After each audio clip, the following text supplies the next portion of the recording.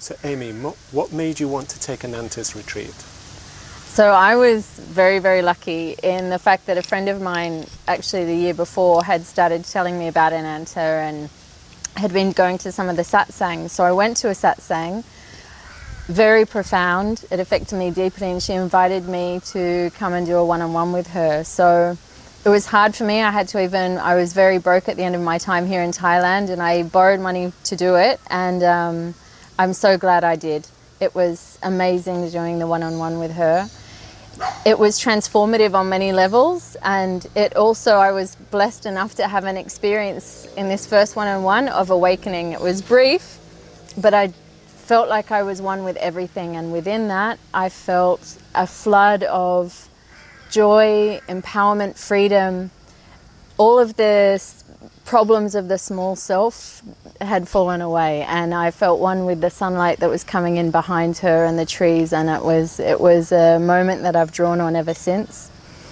And though it was a glimpse of the potential, that's been a big source of nourishment for me. So when I came back to the island this year, I was determined to do one of her retreats, and again life started pushing me around and making it difficult. So I came even a day late. My key card had been eaten by a bank machine in Malaysia. I had to borrow money again. It was a whole thing. And again, I'm so glad I did it. It continues to inspire me, and it continues to open up to me. And Ananta made a comment which I learned afterwards, and I want to share this just for people if they have issues financially around these kind of things, because so often we use money as an excuse around things that can help us or that we know we want to do, but maybe we shouldn't because of blah, blah, blah. In the start I didn't have the money, I had to borrow it, and I didn't have it at the time, and she said, please, can you pay as soon as possible? And I was like, okay. So I realized and then I got an email saying, if you can do it this day. When I brought the money and I paid, the energetic commitment I'd made then to the retreat was very powerful, because 2 days into the retreat, your shit starts coming up, emotions come up, and if I hadn't paid, I would have run. But by paying, it made me stay, and I'm so glad, because it was that day that was the hardest that I had one of the most powerful experiences for my transformation and for my awakening. So I really encourage people to make the commitment and trust in the process and trust in Ananta. She knows exactly what she's doing, and she's coming from a total place of love and just wanting you to experience what she knows to be truth. Yeah, I even get shivers thinking about it, so this is why. So what was your experience of the retreat itself? The retreat was very beautiful. Like, I also liked how we started a bit later, so I still had time for my morning practice at home, even if that just consisted of having a cup of tea and being still. And then we came the group. It's very interesting again to watch the experience, because at first I was provoked by people in the group. There were people I decided I didn't like, or that they did things that I didn't like, or whatever. And by going through the journey with Ananta as our captain, by the end I loved everyone, and I saw my projections, I saw my fears creating my resistance to people, and finding the same things that irritated me about them being the same things that made me love them.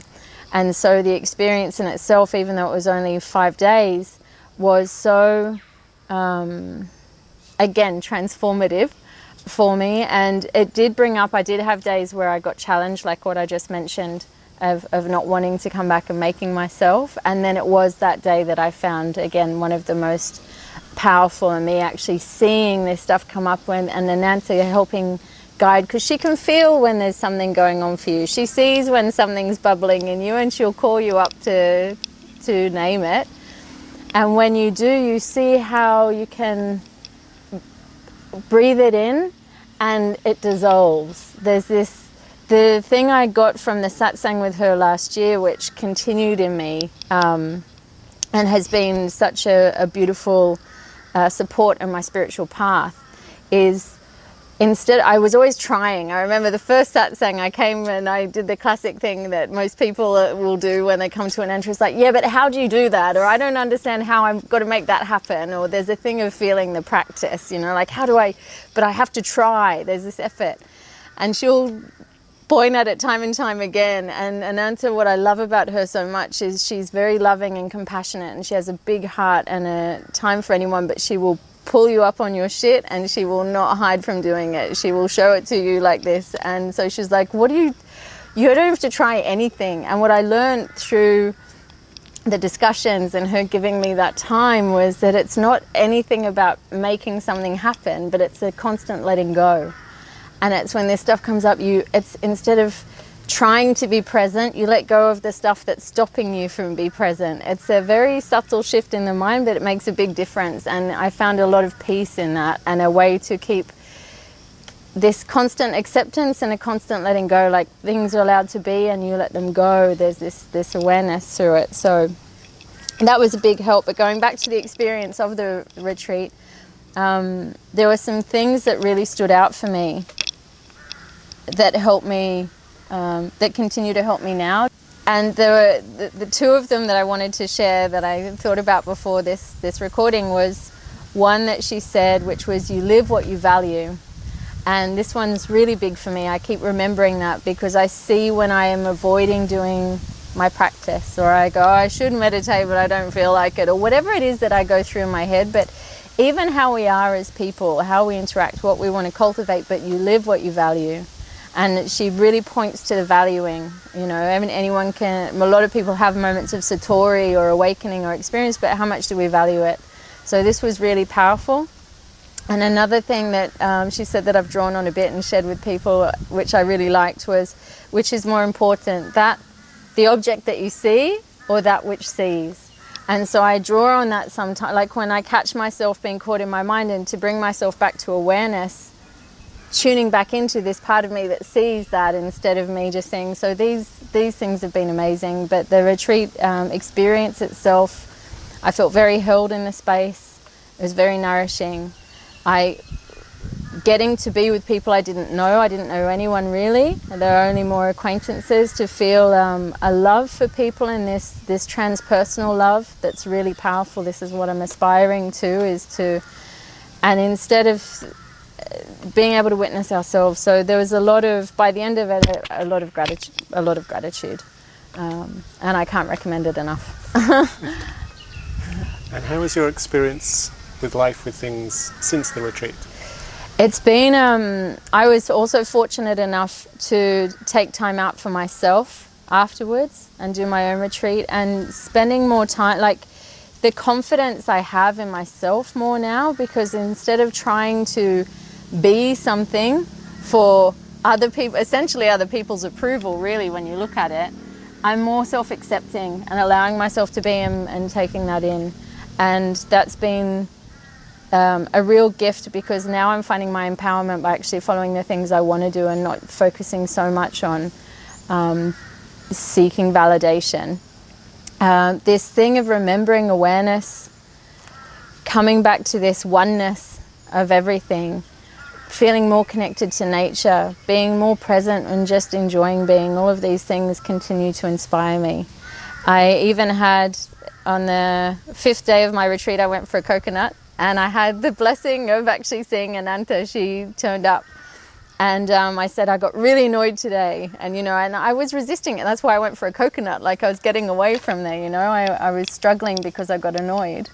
And she said, that's okay, be in it. And straight away she brought me back, of just coming back in this thing. And this is what it's about. It's coming back to ourselves. There's a practice not a practice, but a thing she's mentioned in I don't know if it was the satsang or the retreat where I first heard it, but where you breathe it into the heart and you exhale love. And this has been really beautiful for me when I catch myself with things, or if I have the awareness when I'm thinking something about someone, or I have resistance in a situation, to actually bring it into my heart and breathe out love. And then the more confident you get in this, the more you feel able to transform at the level of the heart, the more pain of even other people's pain you can bring into the heart and exhale love. Love is infinite.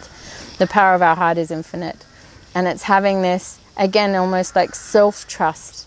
Ananta, I think she said that she's no part of her that wants to make you reliant on her. She's trying to help you get back to you, you know, like it's a, and this is what's so beautiful. She's there as a guiding star, and she's not aiming to make you a disciple. She's aiming to help you to awaken to your truth. Yeah. Sounds beautiful. Is there anything else you'd like to share before we finish? If you have the opportunity to come and experience Ananta, her story in itself is one that I find very inspiring. She's an amazing woman. One of the things, as I've touched on already in this, but that I love so much, is that she will point out your shit. She doesn't pander you. She's not like, there's all love in her eyes, but she will help you to touch the things that you're resisting to touch. There's so much we hold down and we don't want to see, and she will make you go there, because this is where the transformation is. I continue to have beautiful experiences. I continue to see things, be aware of my resistance, and also be aware of your resistance, whoever's watching this, because it's through letting go that we can open, but we have to face it. And I'm very, very grateful for having the grace in this lifetime to have come across Ananta and to have done the retreat, and I can't wait till she gets back to Thailand.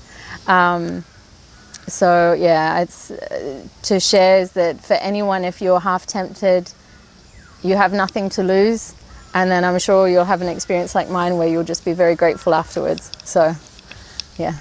Thank you very much, Thank you. Amy.